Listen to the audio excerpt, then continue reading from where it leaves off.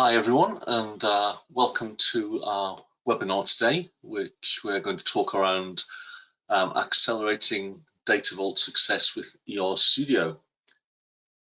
I'm just going to hang on for about 30 seconds. I can see we've got a few other people still joining us, but then we'll make a start quite promptly.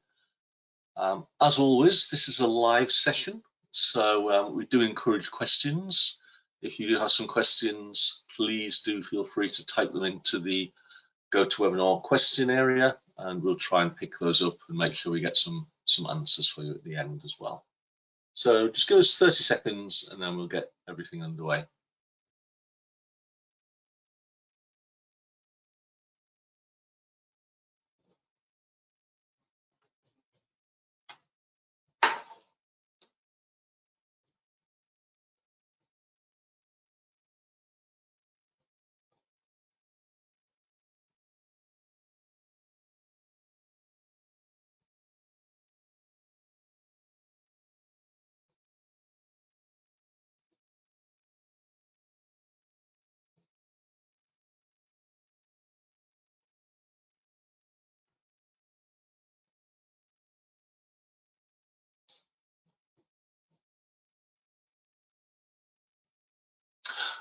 Okay, it looks like we've had a good number connect now and join us, so let's get started. So, welcome everyone to our live webinar here today, where we're going to cover the topic of accelerating Data Vault success with Studio.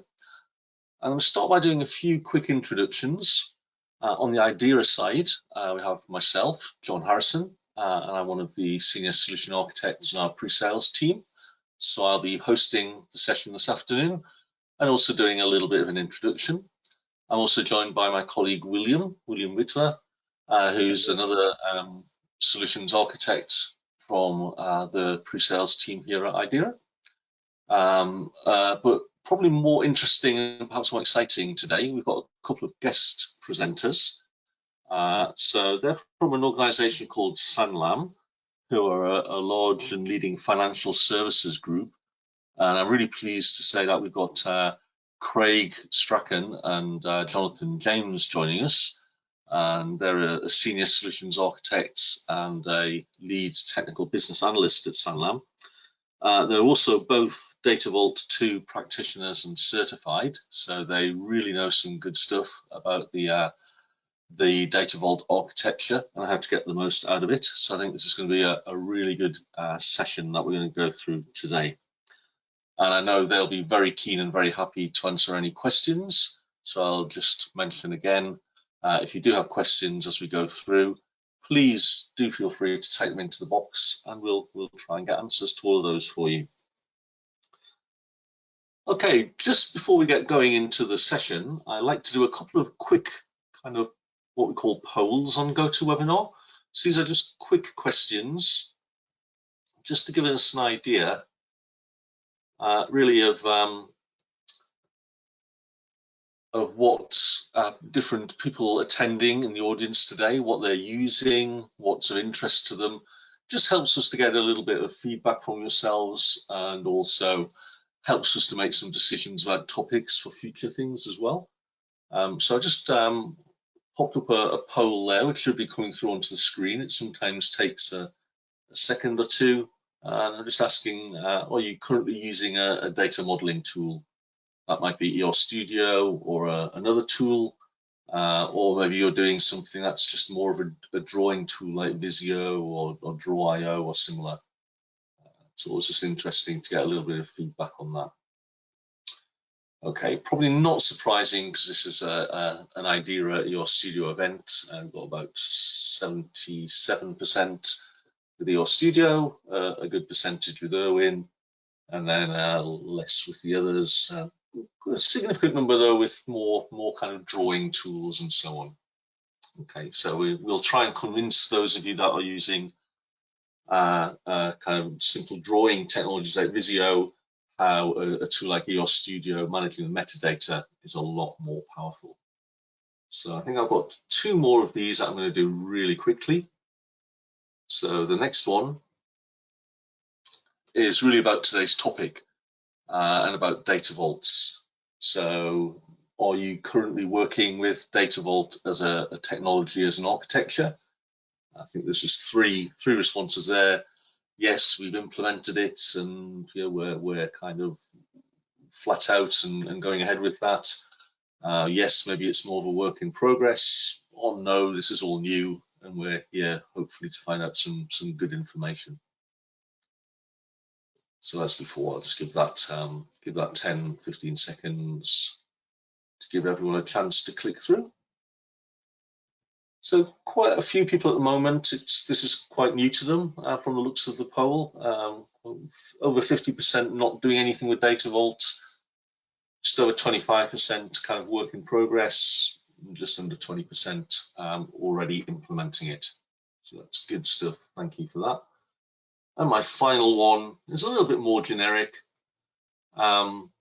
This one was just really related to the usage of other tool sets. The reason we tend to ask this is it kind of drives where we take things like the EOS Studio toolset itself in the future in terms of integrations, so the tools that we integrate and support and so on. So this one's just really about data governance tool sets, like are you using Purview, are you using Calibra, Informatica, Elation.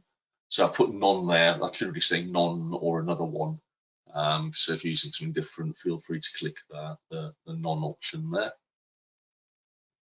That's quite interesting. Actually, a lot of people using the Informatica toolset today on the session we have.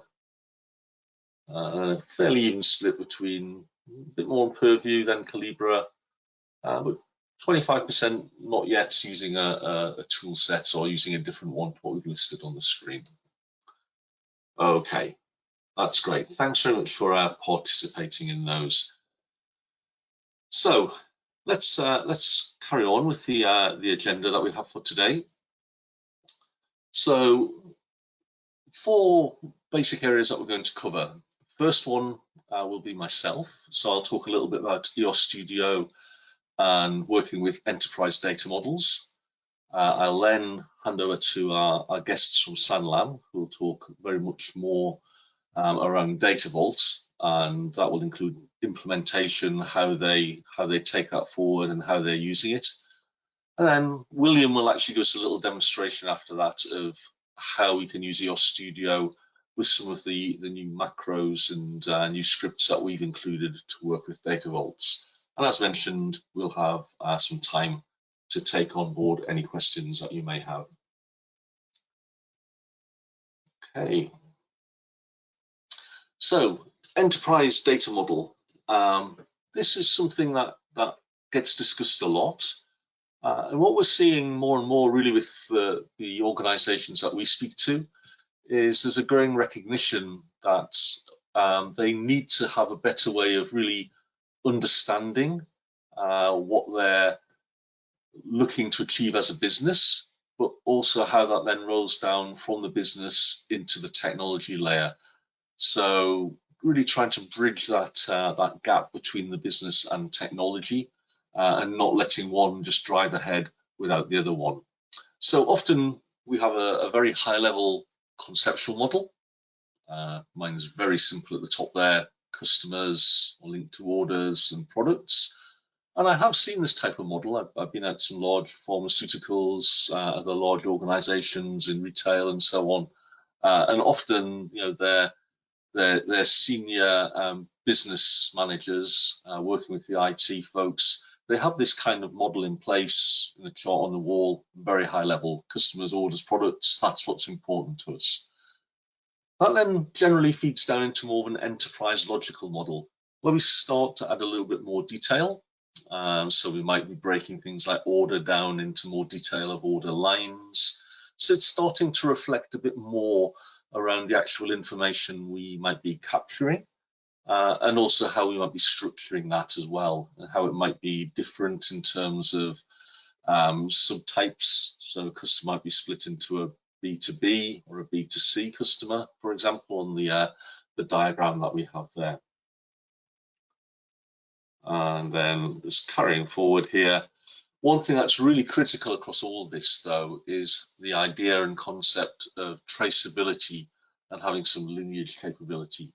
So how do I know when I'm talking about my conceptual model and I'm talking about customer,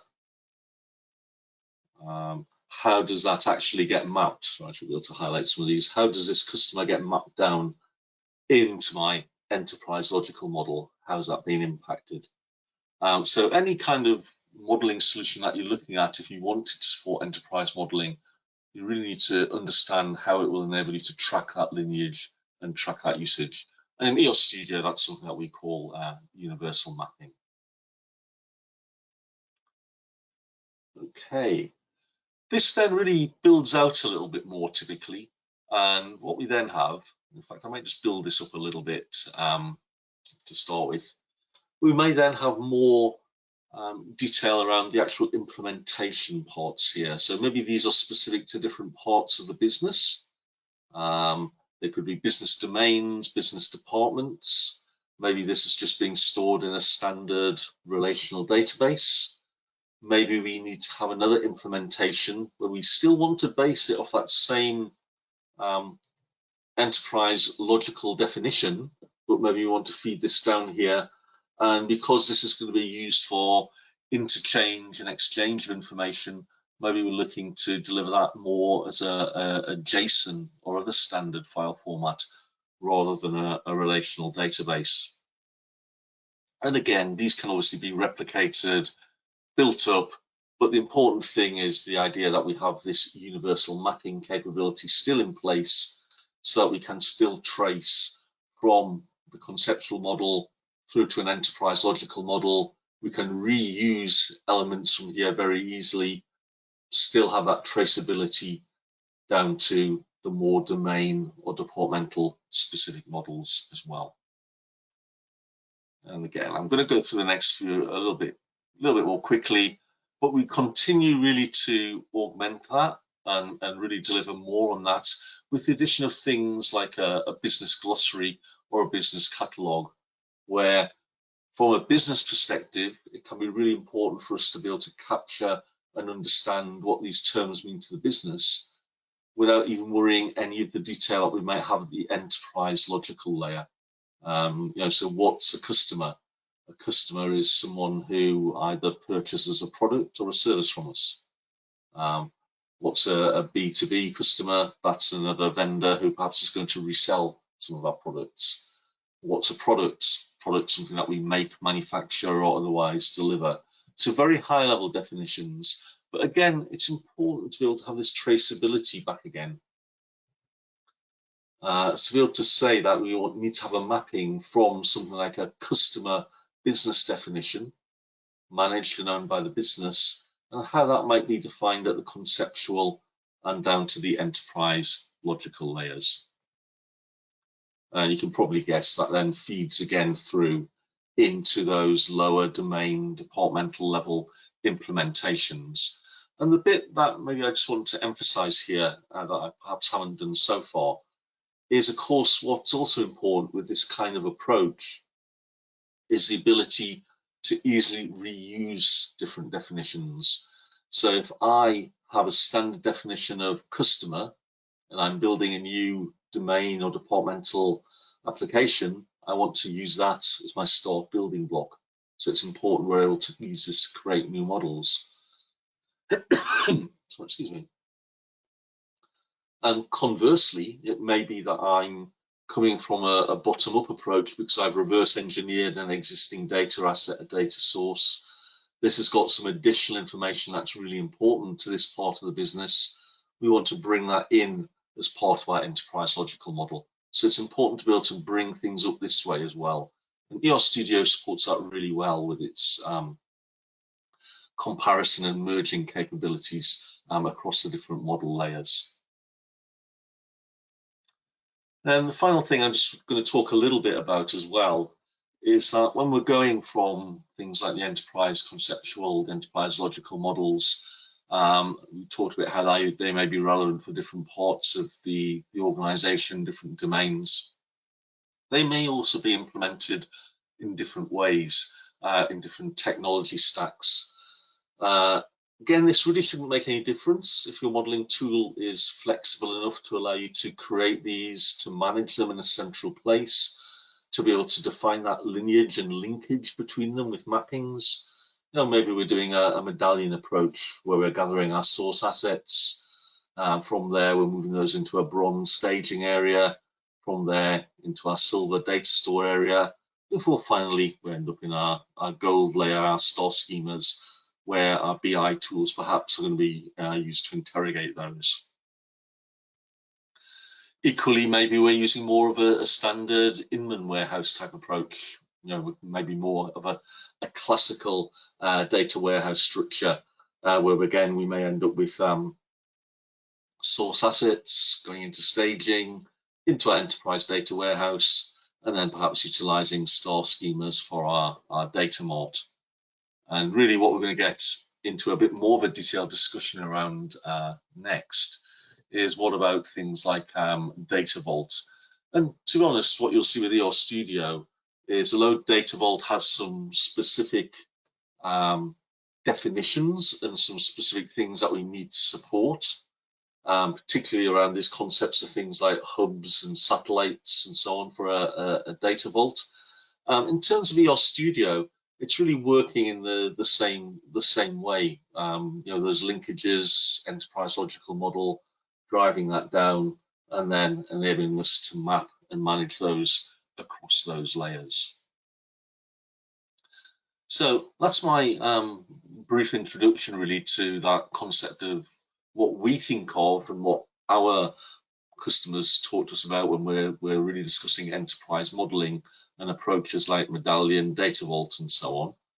So what I'm now going to do is I'm going to hand over to Craig from Sanlam and let him go through a little bit of an introduction as to how they use this and touch on some of the benefits they get from it as well. So Craig. Hi, good evening for me, good morning for most of you. I'm going to give you a brief intro as to why we selected Data Vault and why it addresses some of the challenges that you find in the more traditional approaches such as Inman or Kimball. I wonder if you can just move across to the next slide just to give you a quick overview. Great, so just a quick background into who Sanlam is. We've been running over 100 years. We are in 31 countries, mostly in Africa, but also in Asia and the UK and Ireland. We are the largest insurer in Africa, and we are present in 8 of the top 10 economies in Africa as well. So you can see on the screen some of the brands that we have. Now, one of the challenges that comes with an organization like ours is it's very federated. So we have a lot of sources of data coming into our BI environment. Next slide, please. So, you know, if I just take as an example, life insurance, the typical life cycle that you would follow in a life insurance process is on the left. Somebody might come through a website, ends up in a lead system, goes through a sale process, quotation and application, and then into new business underwriting, and eventually a policy gets issued. And then, of course, there's the servicing and claim side of it as well. And each of those very often are different systems. In the ideal world, you have one big system that does it all, but in reality, that seldom happens. So you might have web forms, contact centers, CRM systems, lead systems, quotations, new business, workflow management, requirements management, policy admin, and the list just goes on. And what tends to happen is all of those systems are generating data that you're wanting to do reporting on. So in some systems, you might be working with clients. In other systems, it's a prospect. Somewhere else, it's customers. And they've all got similar attributes in these systems. And it gets really hard to build your effective data models on these systems. Next slide, please. And this is just talking about client, you know, client or customer or lead or a prospect or whatever. Can we go to the next slide? And then if you extend this across the entire insurance business, you know, all of the terms and entities become really complex. And that's even when you are using data governance tools and are using data cataloging tools. So you start to find, you know, just some of the examples. You've got policyholders, you've got business counsel, you've got legal, you've got customer center, agents, managers, brand, medical, risk, and all of these terms just get more and more complex. Can we move on to the next slide? And then, in the Sanlam context, we federate that across multiple businesses in multiple countries with multiple legal restrictions, multiple product lines, and multiple business partners. It just gets really complex. And what we started to find is when we do our traditional data vault, so our traditional data mart modeling, is that it gets exponentially more complex. So when we maybe acquire a company or want to load a new source, it gets really difficult to add the information to the fact tables, to extend the dimensions without breaking everything and without having to retest anything. Next slide. And this is really just an illustration of what tends to happen. You have these facts and dimensions that are extremely complex. You have multiple dimensions. Some are slow moving, some are tracking time, some aren't. Your fact table keeps being extended. And what we were finding is that these models became very brittle. And not brittle because dimensional modeling is not a good thing to do, but dimensional modeling is very hard to extend into a large organization where you've got multiple sources feeding these tables. Next slide. And this is really why we selected Data Vault. Most of the Data Vault documentation talks about Data Vault being a scalable warehouse, and that is absolutely true. And it's allowed us to very cleanly separate the different entities. Your hubs, your links, and your satellites. The hubs being your business keys, so it could be something like a customer ID or a policy number. The satellites containing all of the data about those business keys, so it could be all the customer data or the policy data, and then the links that holds everything together. And it truly is scalable. So adding entities into a data vault does not add the complexity that you get when you add entities into a data mart. So as you build entities, you can deploy them to production, you can start populating and using them, even though you are still busy building other entities. And it's very much a Model 1 methodology. So when you extend it, you don't break the existing structures. And by design, it's auditable. So everything is audited, everything is traceable, everything is legally compliant, and you have full history of what happened in your databases. And it's really important for us that we found that the complexity does not exponentially increase as the data vault grows. Last slide, please. And really, this is roughly where we've got to at the moment. So in our data vault, we've got approximately 115 hubs, almost 300 links, and over 2,500 satellites. And I'm going to highlight again, the complexity does not exponentially increase as the data vault grows. And in fact, what we're finding now is that when we bring a new source into the data vault, it's almost entirely fitting it into existing structures, as opposed to saying, let's extend our data vault to cater for these structures. So we do still have our Kimball models, but they run off the top of the data vault.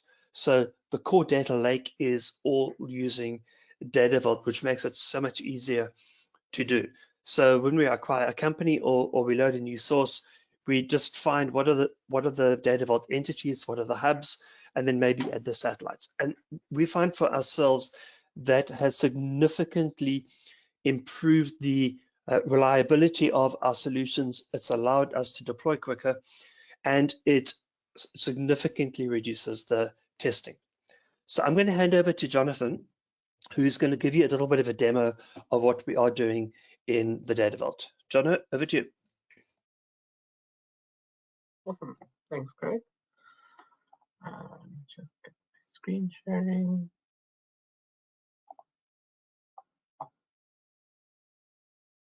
Cool. So what I'm going to do is essentially bring together everything John and Craig's been talking about. And what you see in front of us is a snippet of our logical enterprise model within ER Studio. So as Craig mentioned, we've got about 3,000 objects in it now, which is why I kind of just limited it a bit to about 800. And for anybody who knows Data Vault and loves Data Vault, this is like a dream come true. For anybody who doesn't, this probably looks like a nightmarish spider web. And I think what I kind of want to hone in on, and this is a combination of all the hubs, links, and satellites that Craig now mentioned. And if I start zooming in here, you'll start seeing red representing the links, so any relationships, the blue representing our hubs or domains, and then all the yellow parts are the descriptive attributes or the satellites. Now, within our model, the hubs and links are very much reused across all sources, across anything new we bring in, as Craig said. And then the satellites would essentially just keep being added on as we onboard new sources or companies and so forth. And what's quite cool when you start bringing together the entire picture like this is you'll see there's two central areas where all of these things come together. There's this blue one over here, which is this, so the blue one here at the bottom left, and that is essentially the focus of any kind of financial institution, which would be our financial service agreements. So you can see everything kind of surrounds our agreements, and at the top right, everything surrounds our clients or our parties in our scenario, with a little bit of focus around our intermediaries or our brokers. So once you start pulling all of this together, you can actually see no matter the source, no matter the company, it centers around the people and the policies that we actually sell. And this is a very cool picture to bring together what the enterprise looks like and not focus on a siloed individual source per se. Now, this is the enterprise one, and it's essentially the one I'm responsible for. But what we've done is we've kind of broken down in ER Studio our models based on domains and also its usages. So within this main model, I've broken it down into a few submodels, the one being the focus of our hubs and links only. So you can see this as our shared objects. So whenever a new source gets onboarded, it will most likely fall into a domain that already exists within here. And if it does not, then we'll obviously add a hub or a link and just extend the model as it needs to. But as Craig said, throughout our, I think it's about 4-year journey now, we've kind of matured to a point where there's no need to really add as many domains, maybe a few new relationships in the form of links, but not as many hubs. And then what we've essentially done is broken down each of these sections into their domains. So think about it similar to the conceptual ones that John already spoke about. So we focused on a customer domain, and you can see it's quite small and petite because it's very much focused around our customer, and then all of the descriptive information regarding them.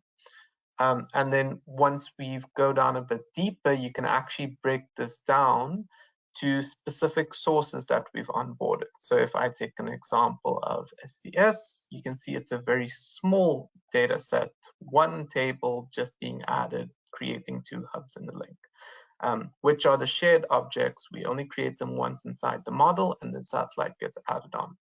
But only once you put all of this together will you start getting a full view of the customer across Sanlam. And similarly, you can see if we go to the product domain, it becomes a bit more complex because products aren't as straightforward as customers. Products suddenly have benefits attached to them, payments, claims. It becomes much more complex, so a much complex model.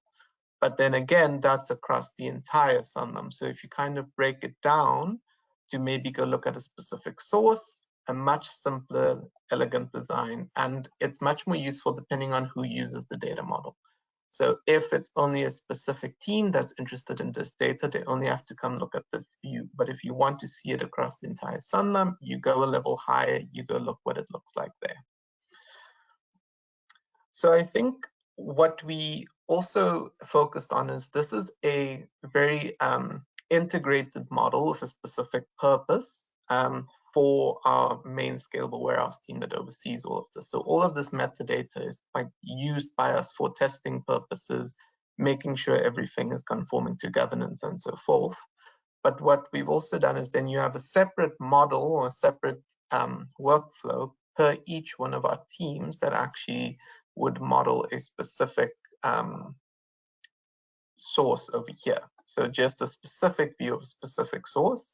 And the creation of these hub links and satellites is also what William will show you at the end of how we create them.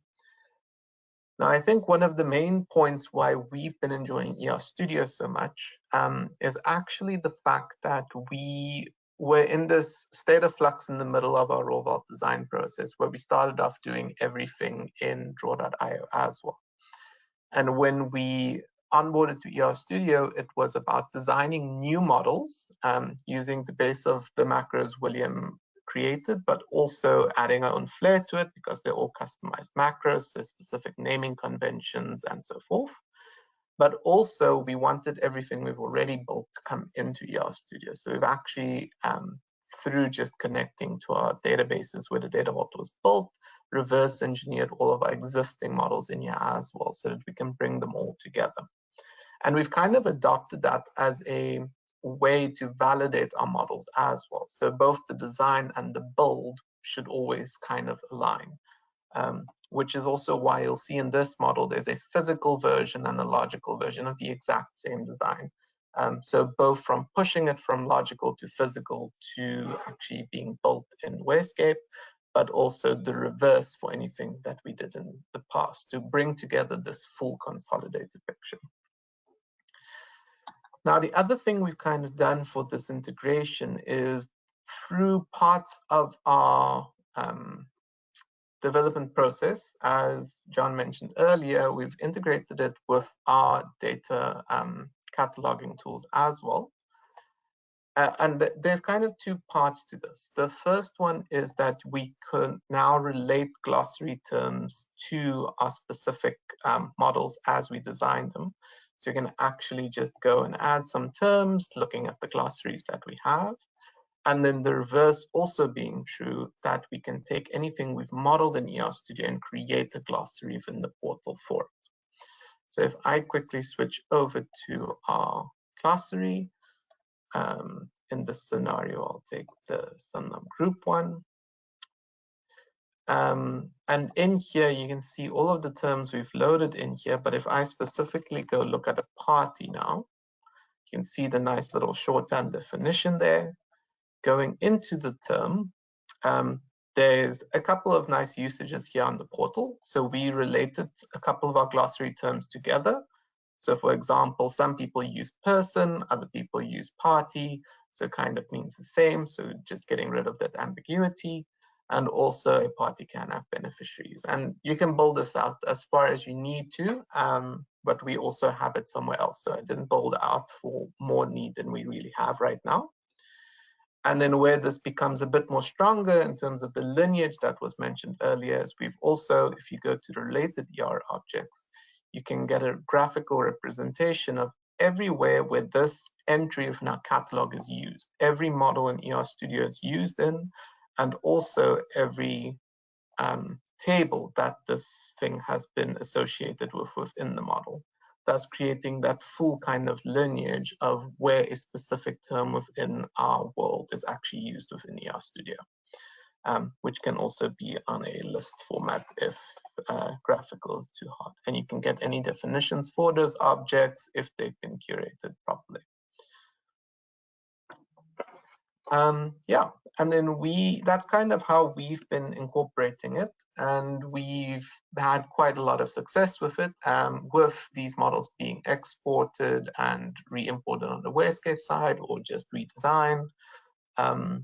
And we've created quite a big model that's very easy to follow and easy to navigate as far as possible.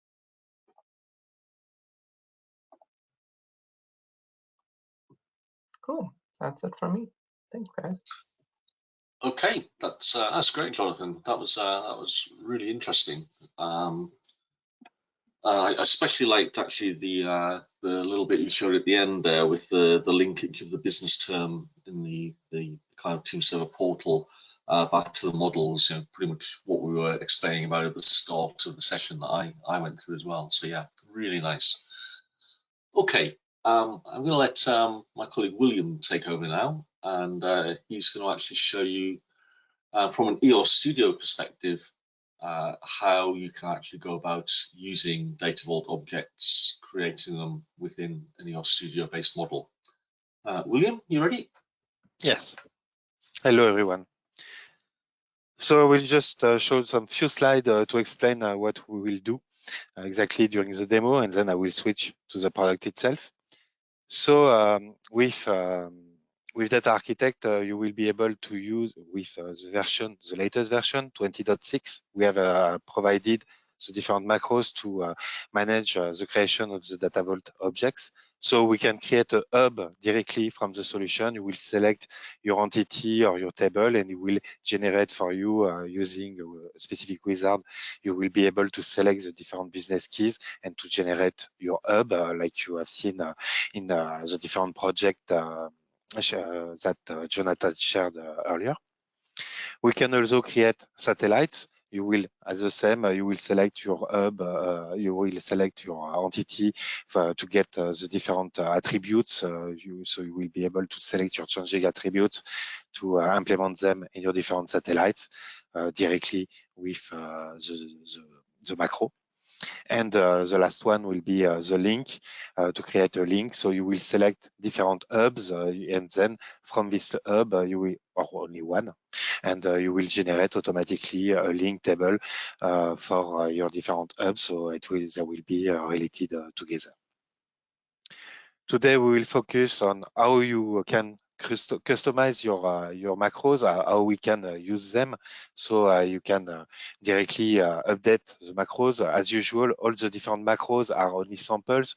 They are provided to give you a base. Like Jonathan said, they use the macros and they customize it to have their custom attributes and so on in the solution. So I will explain how to quickly explain. I will just an introduction how to customize these different files, which files are available with this new version, and way we can use them, and how to customize it very quickly, and how to create shortcut to quickly use the different macros within the solution. And so I will use the macros so we can see what it does.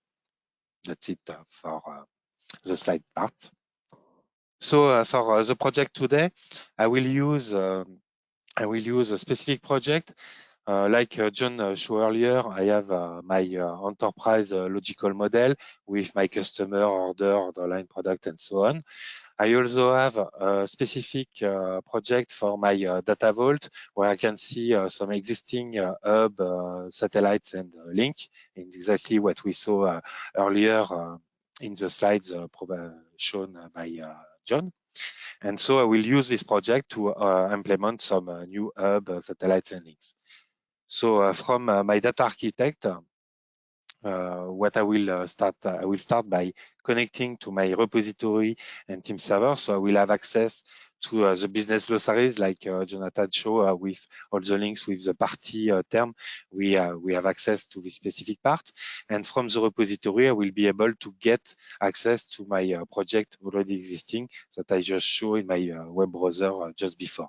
So I will navigate to my data warehouse. I have a Data Vault layer that I can use directly from here. I will check out these specific files. I have already a copy, so I got a warning.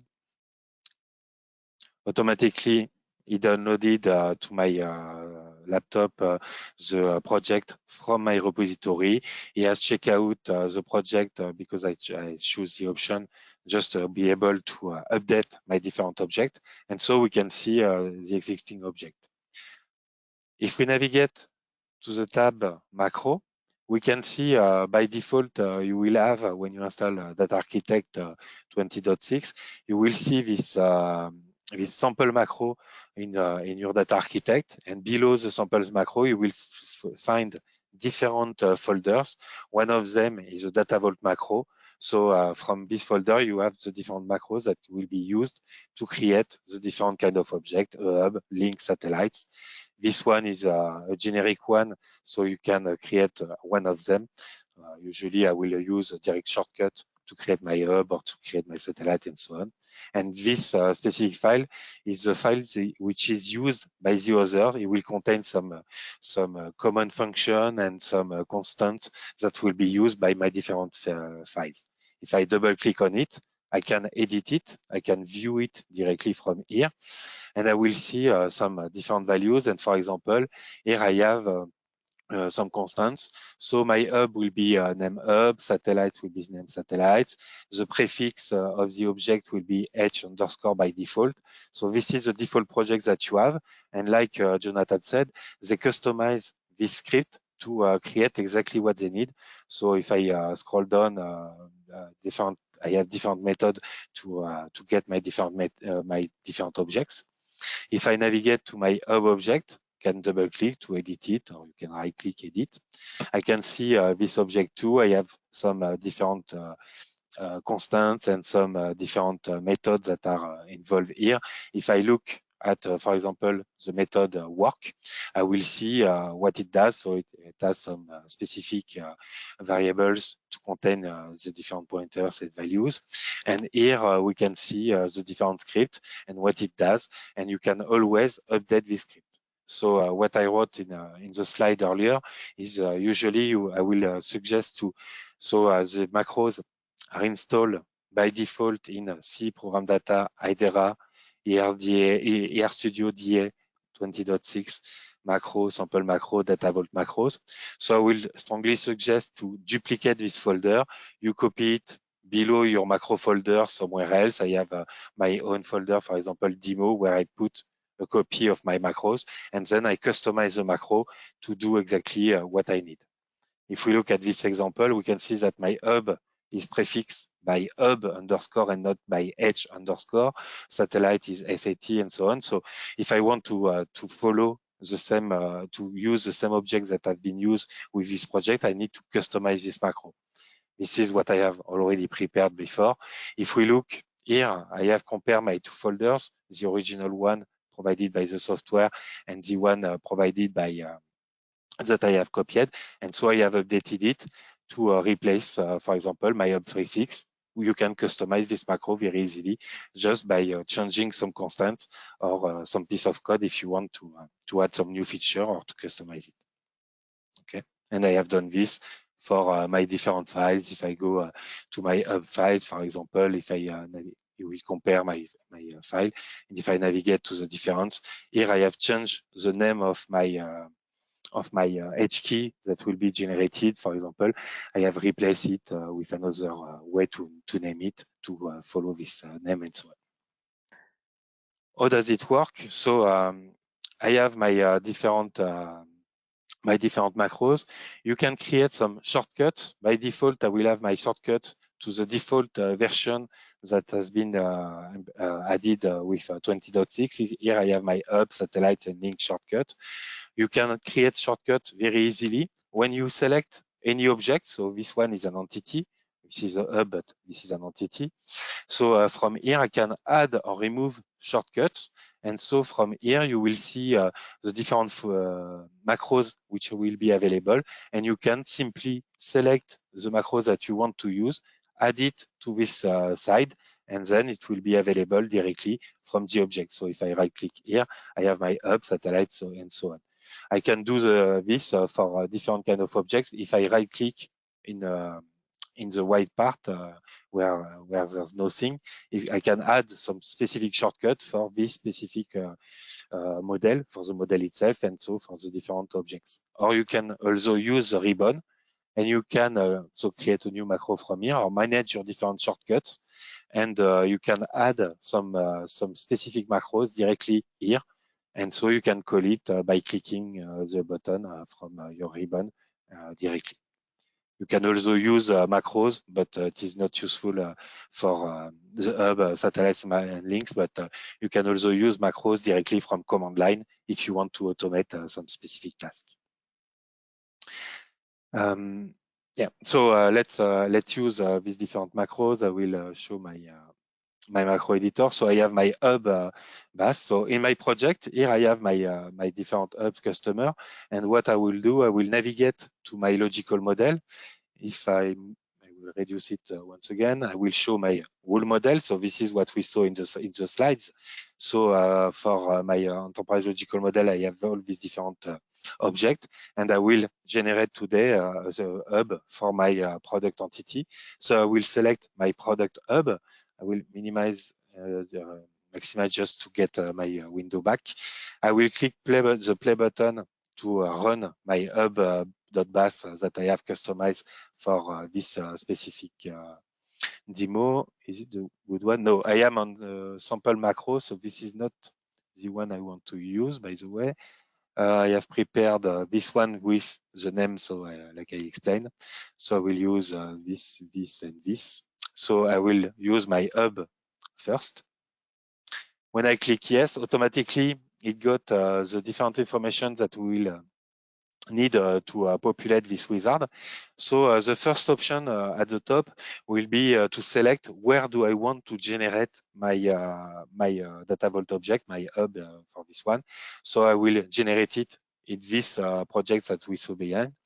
I will then select the submodel, so I can have several submodels like Jonathan show for his different companies and so on. So you can select the specific submodel you want to use. Then I will put a name for my new hub, the prefix. So as I have updated my script, I don't have to update it every time here. I can directly, I have the correct values. Here I have an option to automatically select from your alternate keys or primary keys the business key for your hub. So here I will select the product code to be used as my business key for my hub, and I will use it to generate my H key and so on. When we create a hub, we can create some domains. So the domains are reusable objects. For example, for my H key, I will create a hub for the H key. So I will be sure that it will be every time a car 32. I can put a definition and so on. So I will generate this specific domain to an enterprise data dictionary where I store all my data vault objects. We can also generate the visual data lineage. Jonathan mentioned about it with using the glossaries and the relationship. We can also use the data lineage directly. I think he also used it in his project. And from here, I just click the start button, and it will automatically generate for me my hub in my project. So the hub has been created. If I close my wizard, I will move my script, and I will show my whole model. So here we can see that the hub product has been automatically created. It is using the same kind of attributes and H key directly with the solution. We can directly see it, and we have just run the macros that we have customized. Then we can go back to our object. Where is my model, please? Up.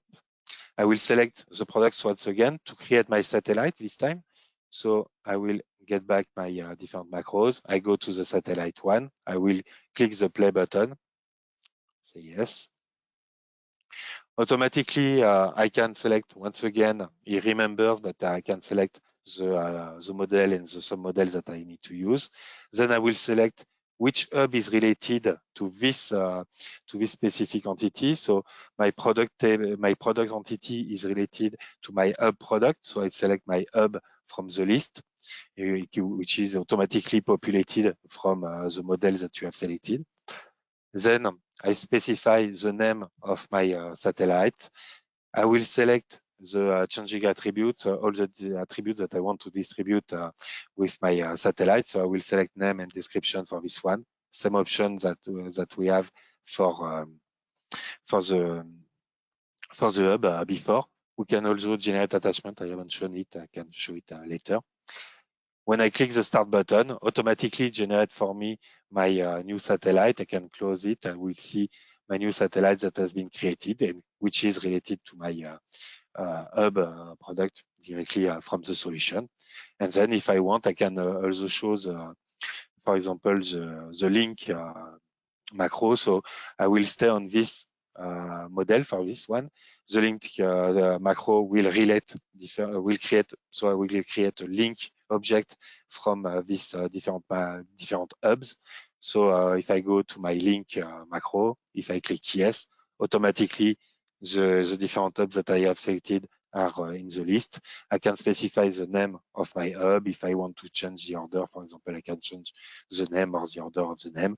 It will automatically generate for us the domain and the visual data lineage. I click start. And can close this one. My link object has been automatically created. Go ahead.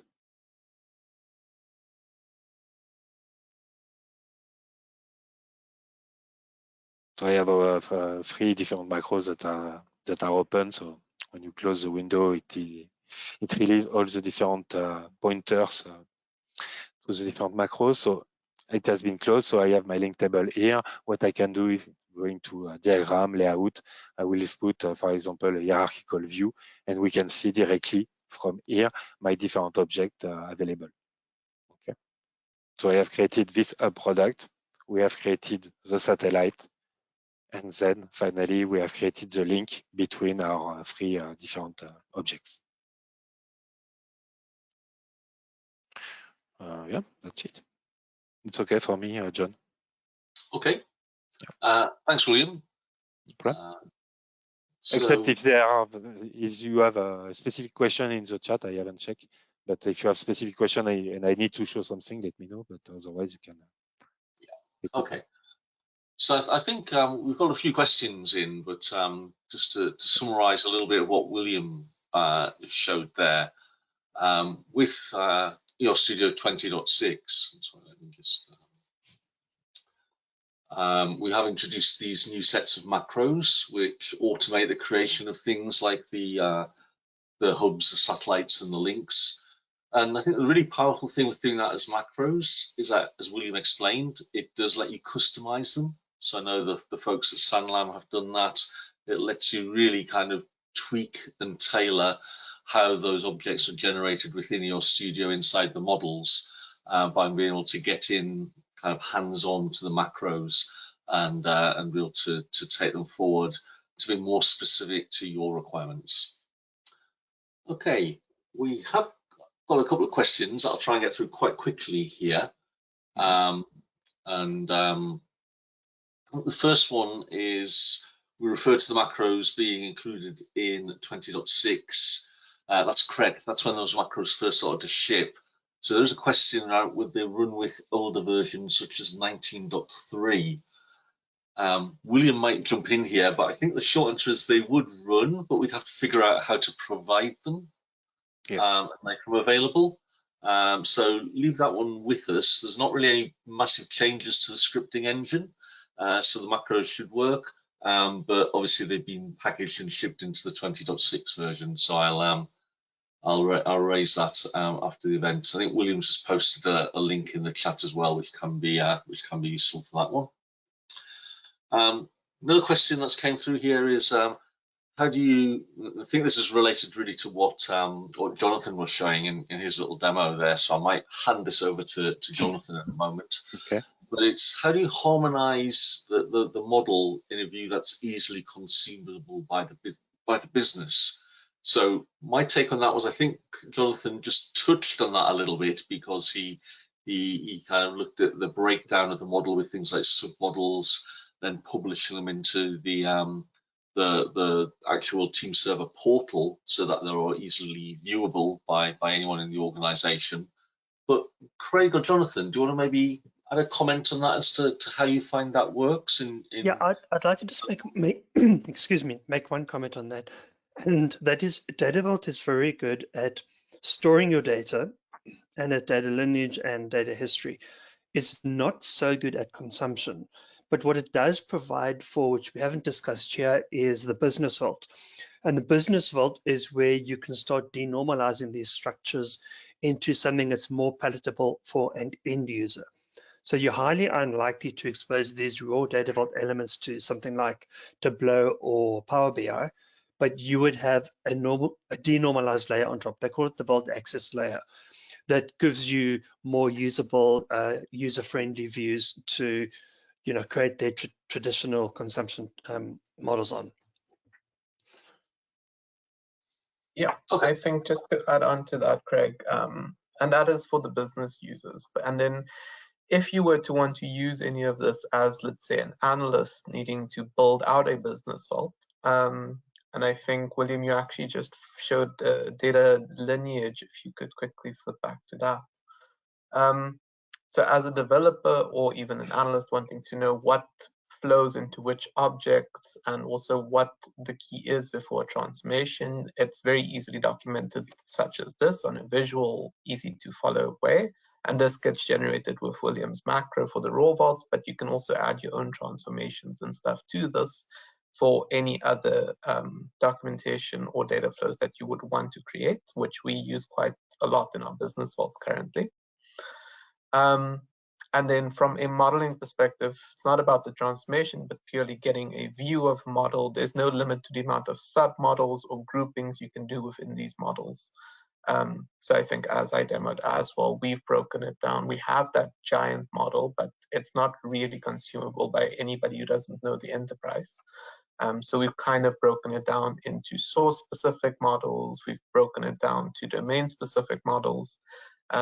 And there's no limit to having one object per model. You can use the same object in multiple views or multiple models. I usually see these submodels as just a user-curated view for what you want to create as a subset of your model. And if you edit it in one submodel, so let's say you update the customer name to client, it actually updates throughout the entire model and not just in your submodel. So they're all interlinked, and you can use the same object in multiple views depending on who you're trying to create a view for as well. That's great. Thanks for that, Craig and Jonathan. Yeah, I must admit, I made a note myself when you were showing your model, Jonathan, about the way you had the submodels breaking everything down to make it a lot more manageable and a lot easier to navigate. Yeah, so I thought that worked really well. Yeah, I think. Sorry to interrupt again, John. What we also found works well for us by breaking it up that way is because ER Studio uses the check-in, check-out process like Git.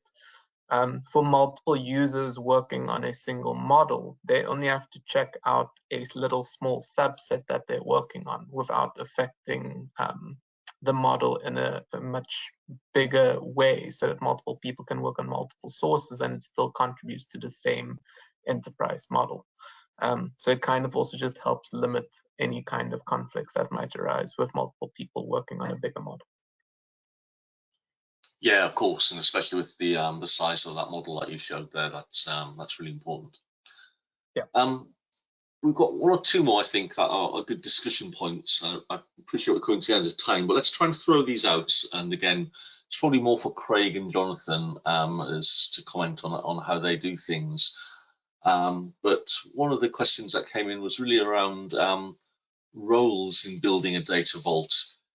Is it almost a case where you have more business-driven architects that define things like the hubs and links, and then more, should we say, kind of engineers who actually create the satellites and attach to those hubs that have been predefined? Is that how it works for you, or is it more of a mixture across those roles? Jonathan, I'll let you take that one.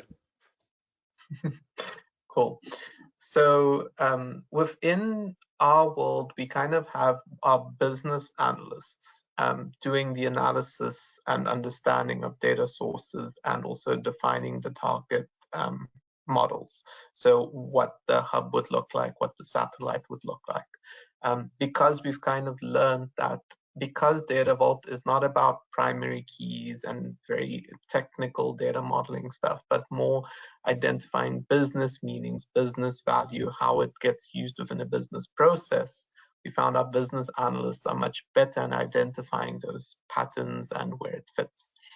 So business analysts are more the ones that would curate this entire model as a target structure, with our engineers more implementing the physical data model thereof. And that seems to be working very well for us. And then we just make sure that we also have this open, let's call it forum, where everybody is aware of any changes to the enterprise shared objects, the hubs and links, so that if you are looking for a particular domain, whether we know if it already exists or not. But it's mostly driven by the business analyst and implemented by engineers. Okay, that's really interesting. Thanks for that, Jonathan. I think we have hit time now, so what I'm going to do is just bring up a quick slide at the end here. Make sure I'm sharing that.